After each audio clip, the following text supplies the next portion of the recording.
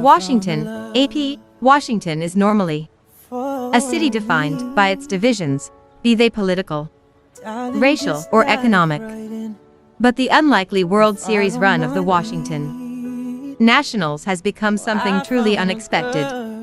A unifying force in a city that hasn't known much unity recently. Nationals red and the trademark swirling W have become common sights across the District of Columbia. On the night of Game 1 in Houston against the Astros, a racially diverse crowd of thousands turned out in the midst of a cold rainstorm to watch the game on television together in Nationals Park. "There's no politics in baseball," said Beth Lee, a Virginia resident who came to the park with her husband and 4 children. She continued the league of their own analogy by adding, "There is crying sometimes. We've been Nats fans long enough that there's been some tears over the Nationals, but not this year."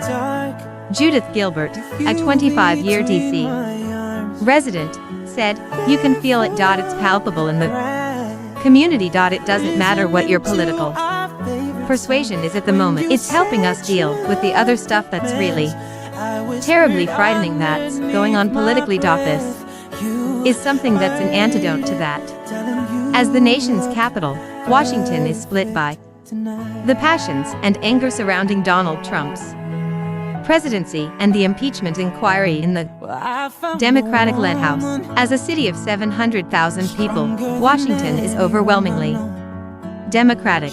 Still, a fast-moving gentrification wave has produced a host of racial and economic tensions, with long-time Black residents fearing that DC's Chocolate City identity is being erased. Nationals fever has even popped up inside Trump's White House. On October 17, at the start of what would become a disastrous press conference that may have strengthened the impeachment case against his boss, acting White House Chief of Staff Mick Mulvaney started off with a Nationals reference. "I did want to come out here with my Nationals hat on, but they told that would violate some type of rule," he joked. Trump said Thursday that, if the Nationals don't sweep, he planned to attend Game 5 on Sunday.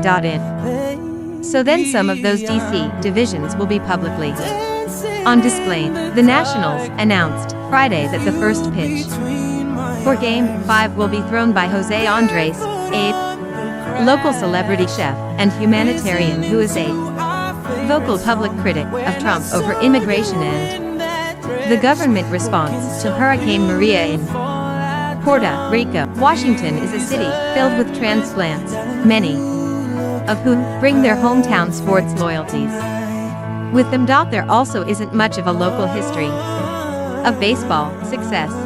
2 separate incarnations of the Washington Senators have left town, becoming the Minnesota Twins and the Texas Rangers from 1972 until 2005, when the Montreal Expos relocated here. A generation of local fans was forced to either live without a hometown favorite or unnaturally root for the Baltimore Orioles. But Nationals fever has become undeniable. That was evident last week when the 4th Democratic presidential debate went head-to-head with the Nationals Game 4 against the St. Louis Cardinals. Normally the bars of Capitol Hill would have been packed with debate-watching parties, but instead baseball seemed to decisively dominate politics. "We need this. We really do need this," said Rowena de Leon of Rockville, Maryland. "With the country so divided, this is just something that's good and something to cheer for.